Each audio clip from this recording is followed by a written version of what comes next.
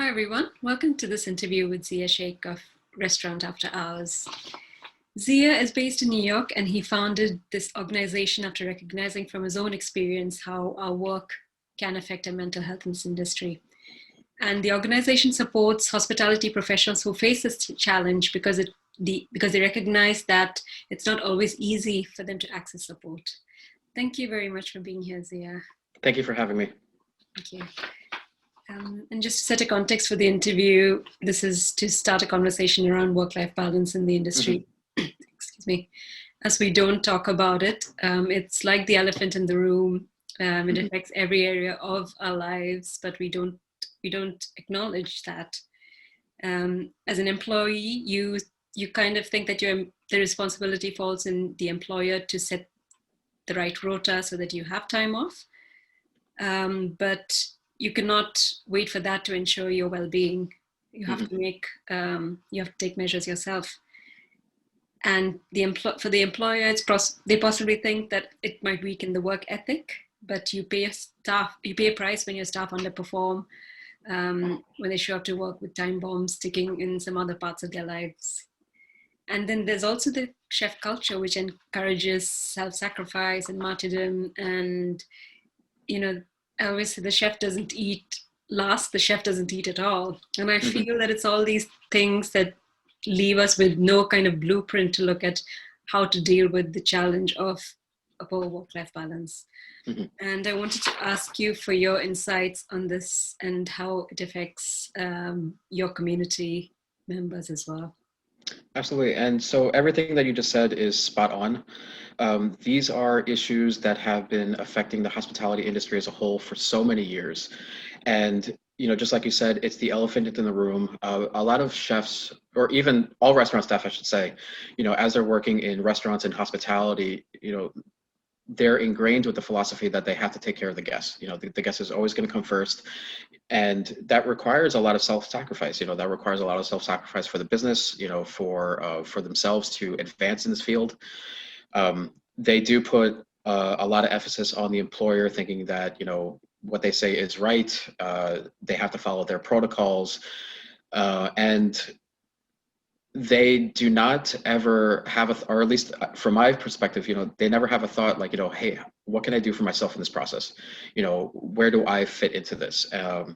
Because it really is just like, you get to work, you have to start the prep day, you have to focus on service, you have to focus on those guests that come through the building. And at no point, even for eating, do you take a moment to just say, hey, I need to take a moment to myself here just to take a break, or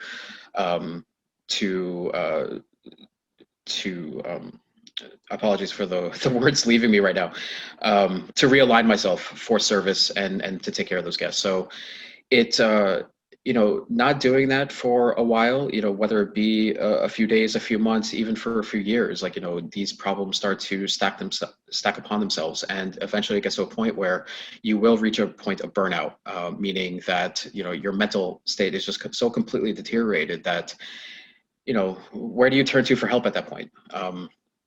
And the message that we do with Restaurant After Hours is, we want to make sure that chefs know that you have to start to take care of yourself in the process, even if that means taking 5 minutes out of the day just to do something like go to a meeting or exercise or do some yoga or eat a proper meal, sit down at least for 5 minutes, because you want to make sure that in the long run, you're not reaching that point of burnout. So that way you can continue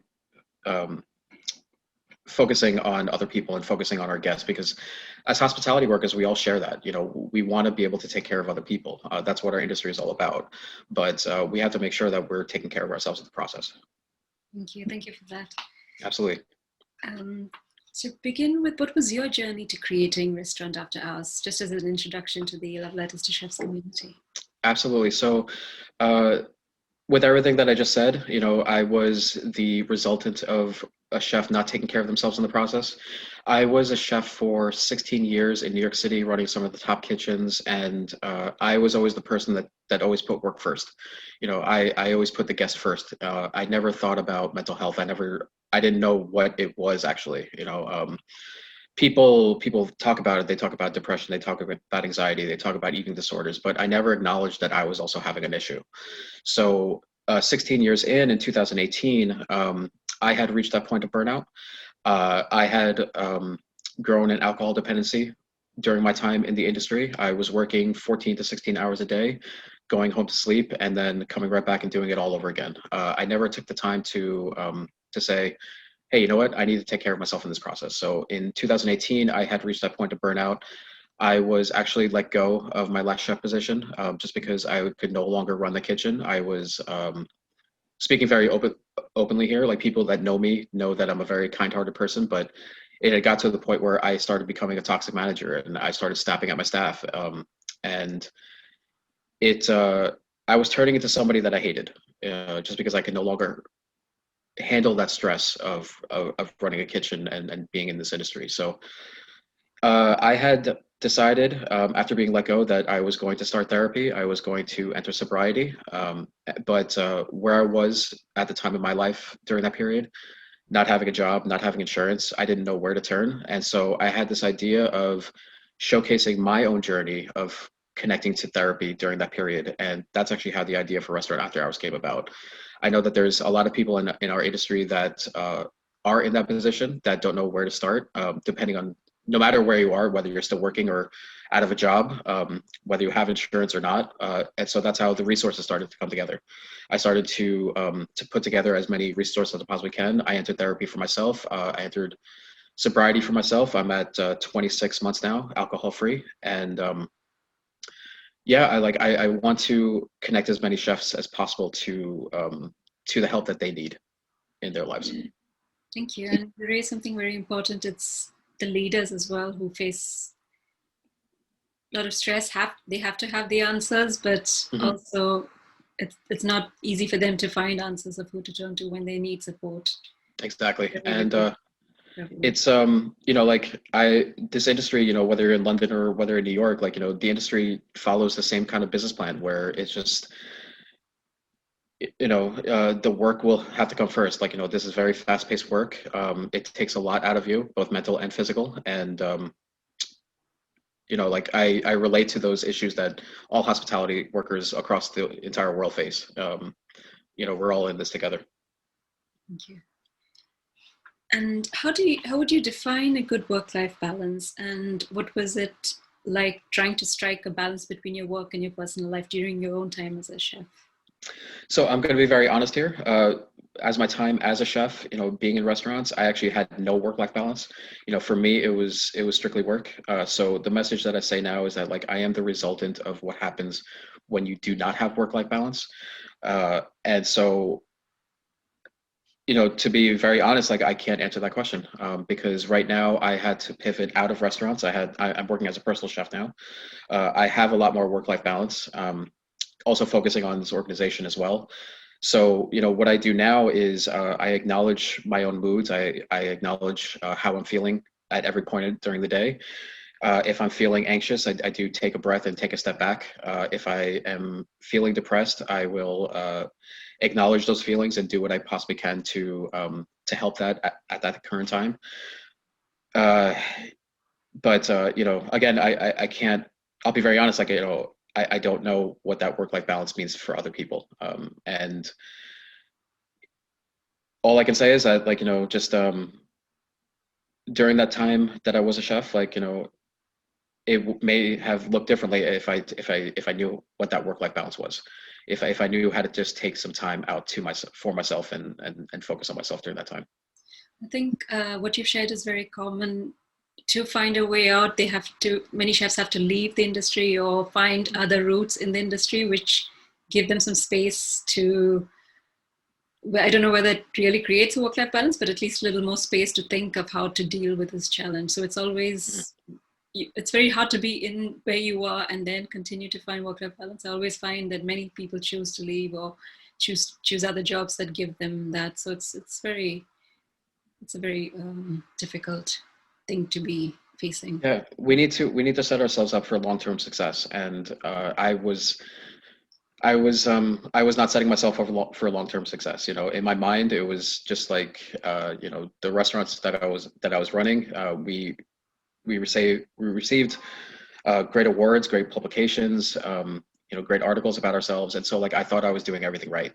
However, that couldn't be farther from the truth. I was not setting myself up for long-term success as much as I was setting up the businesses for long-term success. So you know, focusing on yourself is a key component that we need to start talking about. Thank you. And you've raised something very important. We have a very now mindset. It just is all about getting what we have to do now. So you're right. Work-life balance helps you think about the long term of your career and your life as well. How do you see the problem of poor work-life balance affecting the industry, particularly from the context of your work with Restaurant After Hours in your community? Yep. So it's really hard to talk about now, just because I can only speak from New York City's perspective because I'm not in London, but I do know that COVID-19 has exacerbated all the problems that we have in our industry all over the world. We've realized as an industry that we do not have a safety net to fall back on. It's overnight our restaurants could close, and then where do we turn to? Like, here in New York City and all of America, we do not have support from our government to look out for ourselves. We do not have a lot of chefs work paycheck to paycheck. We do not have savings to fall back on, and so it's very, very difficult to talk to the community now, and because they're now facing a whole array of new challenges, as a whole. And where do you turn to for help? The best thing that we can do is just kind of come together, talk about the issues, and try to find a solution. I don't believe that we found a solution as an industry yet. It's too early to figure that out. But what we can do is try to find solutions that, just in case this ever does happen again in the future, we have something to fall back on. We do have a safety net to fall back into.